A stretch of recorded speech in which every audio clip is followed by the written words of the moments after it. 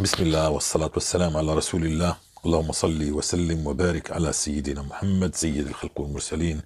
السلام عليكم ورحمة الله وبركاته. إخوتي وأحبتي في الله، مساكم الله بكل خير. رب اشرح لي صدري ويسر لي أمري واحلل عقدة من لساني. نبدأ المشوار من أوله. ابتلانا الله، تفلتنا حتى ابتلانا الله، فأغلق علينا كل باب.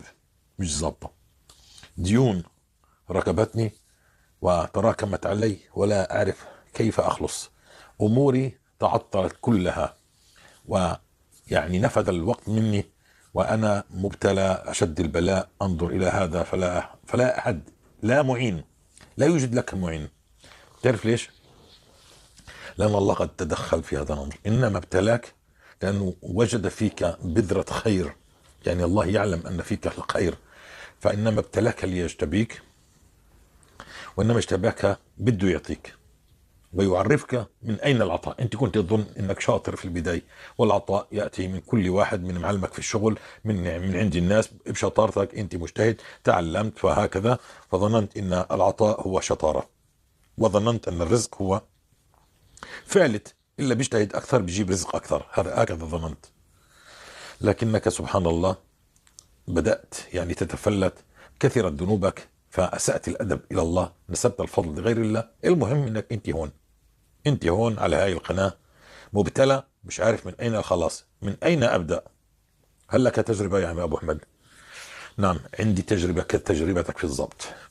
ابتلاني الله، ما فتحت باب إلا أغلقه، ما فتحت باب يعني مصلحة تجارة إلا أغلقها، لأن أنا كنت طبعا متفلت مثلك. كنت متفلت واظن الامور شطاره، والناس بتظن انه يعني انما اوتيته على علم. احنا نختصر الحديث انك انت انسان فكرت حالك شاطر، وانك فالت والامور سايبه، يعني انت بتقدر تعمل شو بدك، ولكن الله سبحان الله اغلق عليك كل باب. بطل حدا يقدر يستطيع ان يساعدك ولا بشيء، ولا يريد ان يساعدك، لانه الله خلص اقفل عليك هذه الابواب. فانت مبتلى اليوم، عليك دين، بدك زوج، عليك مرض، فيك مرض، فيك امور اغلقت، قد تسجن، قد يعني كل الناس بدها منك. ما الامل؟ قلنا انما ابتلاك الله ليجتبيك. بدي اقول لك تعال هون، عندما تتوب الى الله وتقبل على الله وتشمر فيبقى من اين ابدا؟ من اين ابدا يا اخي يا ابو احمد؟ هل لك تجربه؟ نعم والله عندنا تجربه، عشتها قسما بذات الله، حتى قطفت ثمارها. بتعرف ما هي؟ استغفار. استغفار يا جماعه. انت مذنب، شو بدك تمحى الذنوب هاي؟ انت مذنب، انت انسان مذنب. المذنب شو بقول؟ ما انت مخرب الدنيا. المذنب شو بقول استغفر الله. كم مره؟ قديش ذنوبك سنين لورا؟ كجبال تهامة؟ لا والله صغيرة. لو ان ذنوبك، اسمع، معناها هي بلغت، لو ان ذنوبك بلغت عنان السماء والارض، معناها بلغت. من يزيلها؟ هذا عندما تتوب الى الله. لكن في امرين، في شيء اسمه ذنب وشيء سيئه. الذنب بينك وبين الله، اخرت صلاه، اكلت ربا مثلا، لعبه ميسر، هي بينك وبين الله. عندما تقبل على الله يغفر لك اياها. لكن انت طعنت في هذا، وشتمت هذا، واكلت مال هذا، وسرقت هذا، وسفكت دم هذا، واغتبت هذا، وتفلت وعملت حالك ابو علي على كل الناس. هذا ستدفع ثمنه. فانت عشان تنجو عليك ان تشرب الاستغفار. احنا اذا بدك طبعا هون في 200 تقريبا 200 فيديو الحمد لله رب العالمين في هذه القناه. بدنا تعليقاتكم يا اخوتي واحبتي في الله. الذي يستغفر ماذا وجد؟ الذي يقرا سوره البقره ماذا وجد؟ الذي يصلي على الرسول صلى الله عليه وسلم مما انا يعني بينت له ماذا يفعل وكيف يفعل فماذا وجد.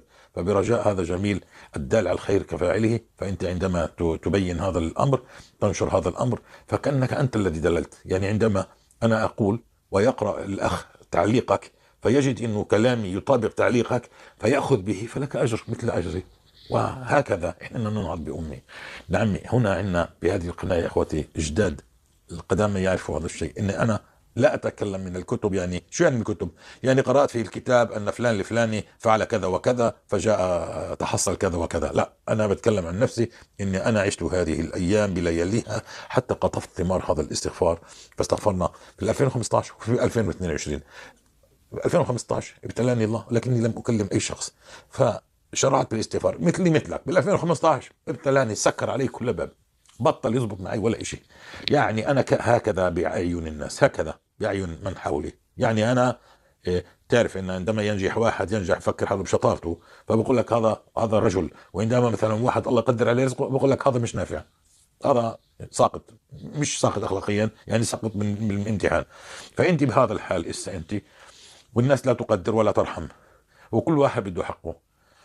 افضل طريقه انك تبدا فيها هي الاستغفار. 30,000 استغفار احنا بنستغفر، مش احنا عندنا ورد 30 صفر صفر صفر ولا بينزل عنه معناها هو باطل ولا بيطلع عنه فهو باطل، لا. ليش 30,000؟ لانك بدك تواصل الليل بالنهار، انت مقر بهذه الذنوب الكثيره الكثيره الكثيره، انك انت عمال تطلب المغفرة، يعني عمال تعوض هذه السيئات اللي عملتها في هذه الأعداد الكبيرة فيتوازى بعد شهر، بعد شهرين، بعد ثلاثة الله بيرحمك، فتتوازى. ثم شوف شو بترتب على الاستغفار. يقول المولى عز وجل، وهذا الترتيب مش كلام يا جماعة، لازم تعرفوا الترتيب الرباني هو عطاء رباني. إذا تعرف الترتيب هو مظبوط، فقلت استغفر ربكم إنه كان غفارا، يعني غفر. ده استغفرت اكثرت غفر. يرسل السماء عليكم مدرارا، وهذه علامه قبول الاستغفار. قد ترى رؤيا، انك انت ترى المطر، والمطر انه احنا في فصل الشتاء، تقول هذا شتاء، ممكن طبيعي يعني، لا، قد ترى كمان رؤيا انك تبين انه هذا الامر انه حقيقي. ثم تبدا الفتوحات بعد ذلك، بعد المطر في نوع من الصبر. ليش؟ لانه ربنا رايت ايه حسيه، انت حرك الله لك السحاب فامطرت السماء، فانت هنا رأيت من هذا الوعد شيء قد تحقق. بقي الشق المهم اللي انت بتبحث عنه، احنا بدنا فلوس نخلص حالنا، شوية صبر كمان وشدي. يعني ربنا اعطاك اشارة، ربنا اعطاك اشارة، هي انا امطرنا السماء. ربنا بقول لك انا امطرنا لك السماء، حتى لو كنت بالصيف. والله بشهر 6 بال 2022 بال 2015 امطر الله بالصيف السماء، وجاء المال وقضي الدين والحمد لله رب العالمين، من حيث لا تحتسب. من حيث لا تحتسب. ممكن الله يفتح عليك ابواب شغل، بس دير بالك ان تنسب الفضل لغير الله. طب ممكن يجي يقول لي يا اخي، طب ما هن اللي بيصلوا حالة تعبانين، ليش يعني احنا يعني اسال بدي استغفر هني؟ طيب، عندما ياتي الله شخص معين فهو عمال يعيش اجي، وهذه الايه احنا بنفوت على باب انه بلغوا عني ولو ايه. الرسول عليه السلام قال، فانت بتعيش هاي الايه بالاستغفار ليل ونهار، حتى لانك انت مبتلى، انت ما فيش شو تساوي، ما فيش، انت مغلق كل شيء، ما لك الا باب الله. فانت لجأت الى الاستغفار. شوفي، ما انت بدك فلوس، ما انت بدك صحه، ما انت بدك زوج، ما انت بدك حياه طيبه، وين موجوده هاي؟ شوف ربنا شو بقول في سوره نوح، فقلت استغفر ربكم انه كان غفارا يرسل السماء عليكم مدرارا ويمددكم باموال.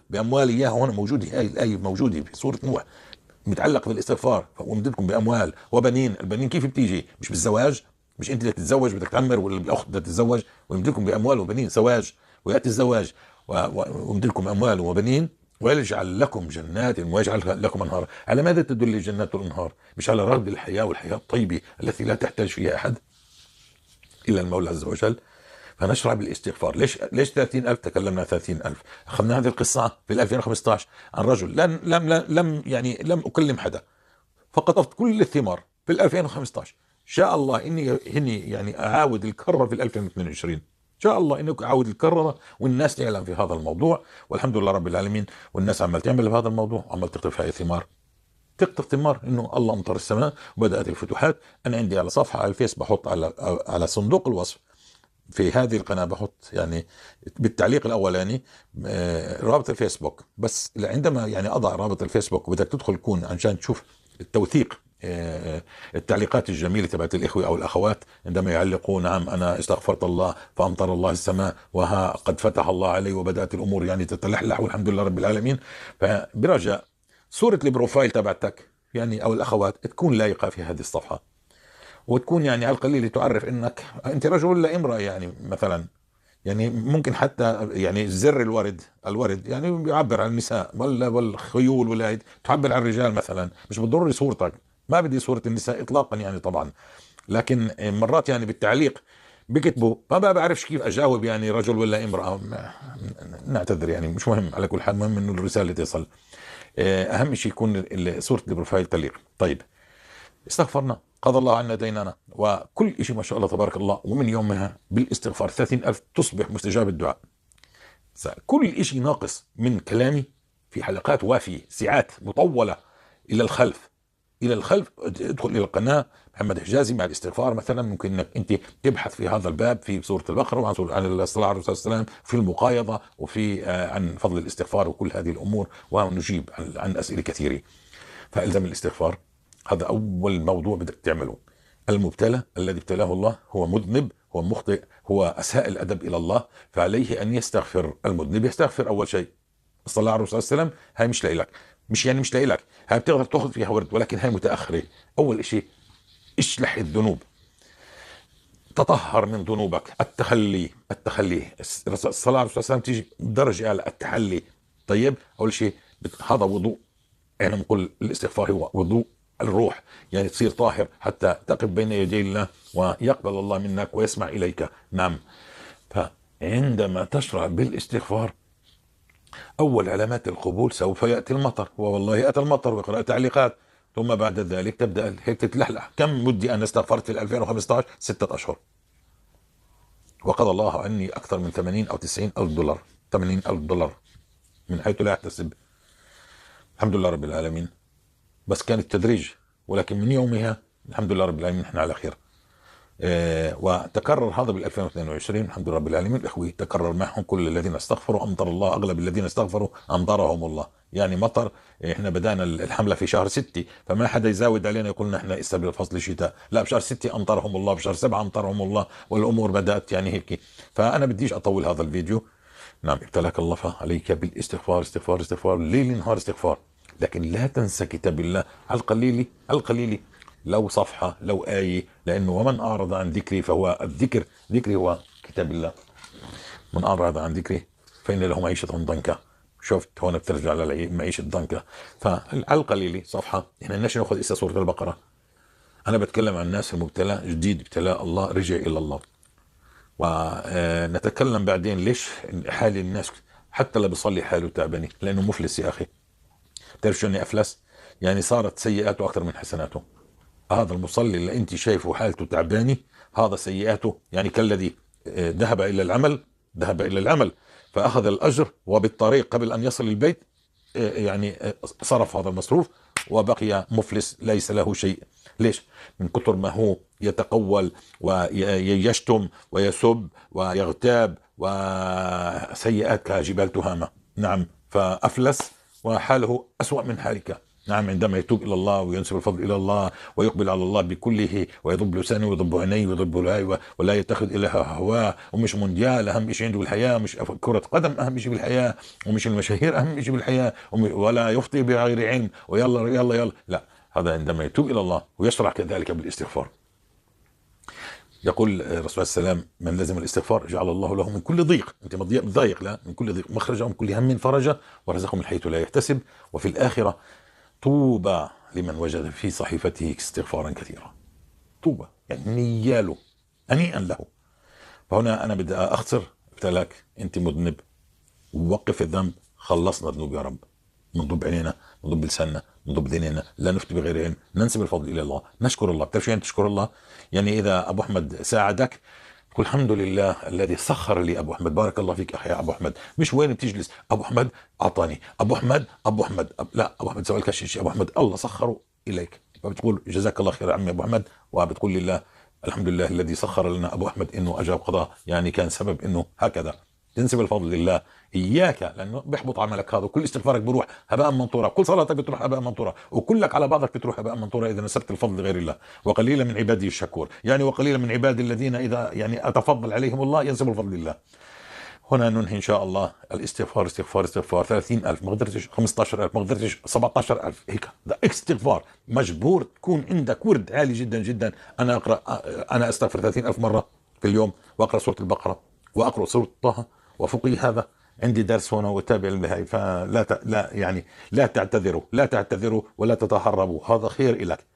تخيل انت مديون $1,000,000 وبتشتغل، فيا اما تجتهد عشان تسد هذا الدين، يا اما انت على مهلك فيطول هذا الدين، يطول هذه البلاء. وانا متى يرفع البلاء؟ عندما تستسلم، انك انت عرفت انه هذا من ما كسبت أيديك. فبتقول الحمد لله رب العالمين على كل حال، بتقبل على الله حامل المسبحة تستغفر تايب من ذنبك، تستغفر تايب من ذنبك، وتكثر تكثر تكثر. تخيل انت عمال تنظف فاكثر اكثر اكثر، بتنظف اكثر فبيجي الفرج اسرع. نعم، لانه في سيئة وفي ذنب. الذنب بينك وبين الله، والسيئة انت تكلمت للناس، انت اكلت حقوق الناس، انت فضحت الناس، انت تتبعت عورات الناس، انت ما خليت ولا بقيت، انت سرقت، انت زنيت، انت هاي كلها بدك تدفع ثمنه. فاستغفر استغفر استغفر استغفر الله عشان الله يقايض بالاخره. وهذا هو ابدا في الاستغفار ثم الاستغفار ثم الاستغفار ثم الاستغفار حتى يتكشف لك كل شيء. لا تتشعب، لا تتشعب، انت مذنب، انت مجرم، انت اجرمت بحق حالك. فانت عليك انك تضل تقول استغفر الله استغفر الله استغفر. ماذا افعل كمان؟ لا تفعل شيء، استغفر الله. خلي لك ورد اساس ما من القران، لو صفحه او لو سوره صغيره، المهم افتح كتاب الله. واذا اكثر طبعا اكثر، اذا خلصت وردك من 30,000 استغفار سوي 40,000، مش صفر صفر. احنا بدنا نكثر عشان ننظف. هون بكفي، بديش اطول الفيديو. وجزاكم الله خيرا، واسال الله انه يرفع الله عنكم البلاء. استغفر الله استغفر الله، فقط استغفر الله استغفر الله استغفر الله استغفر الله حتى يمطر الله السماء وياتي الفرج، وعندها الله بيفتح عليك ان شاء الله. والسلام عليكم ورحمه الله وبركاته. هي حقيقه نعيشها ولا ننظر، ناتي من كتب من قصص فلان وفلان وفلان. انا أشهد الله أمام الله أني أتكلم عن حياتي الشخصية وأقرأ التعليق، وأرجو أن تضعوا تعليقكم. نعم، واللي بده يدخل على الفيسبوك، عندي على الفيسبوك، فيكون يعني في يعني أعرف أنه مش يعني صورة البروفايل تدل على إنسان متدين يعني على القليلة. نعم، والسلام عليكم ورحمة الله وبركاته.